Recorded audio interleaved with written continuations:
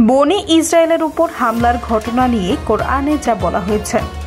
বনি ইসরায়েলের জন্য আল্লাহ তাআলা তাওরাত কিতাব নাজিল করেছিলেন। মূসা আলাইহিসসালামের ইন্তেকালের পর তারা সময় সময় এতে বিকৃতি সাধন করেছিল। মূসা আলাইহিসসালামের জীবদ্দশায় এবং পরবর্তী সময়েও আল্লাহর বিধান থেকে দূরে সরে গিয়েছিল। তাদের এই অবাধ্যতার কারণে আল্লাহ তাআলা তাদেরকে কয়েক দফায় শাস্তি দিয়েছিলেন। কোরআনের বিভিন্ন জায়গায় এসব বর্ণিত হয়েছে। সূরা বনি ইসরায়েলের শুরুর দিকের কয়েকটি আয়াতে এ বিষয়ে ইঙ্গিত করা হয়েছে। বনি ইসরায়েল প্রথমবার আল্লাহর নির্দেশের বিরুদ্ধাচরণে লিপ্ত হলে আল্লাহ তাআলা শত্রুদেরকে তাদের উপর চাপিয়ে দেন। শত্রু তাদেরকে চরম বিপর্যয়ের মুখে ঠেলে দেয়। এরপর তারা কিছুটা হুঁশিয়ারি হলে এবং অনাচারের অভ্যাস কিছুটা কমে আসলে তাদের অবস্থার উন্নতি হয়। কিন্তু কিছুদিন পর আবার তাদের মধ্যে অনাচার ও কুকর্ম মাথাচাড়া দিয়ে ওঠে।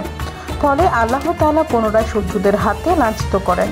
কোরআনে পাক 2টি ঘটনা উল্লেখ করা হয়েছে, কিন্তু ইতিহাসে এ ধরনের 6টি ঘটনা বিবৃত রয়েছে। সৈয়দা ফারিয়া, সমযুগ।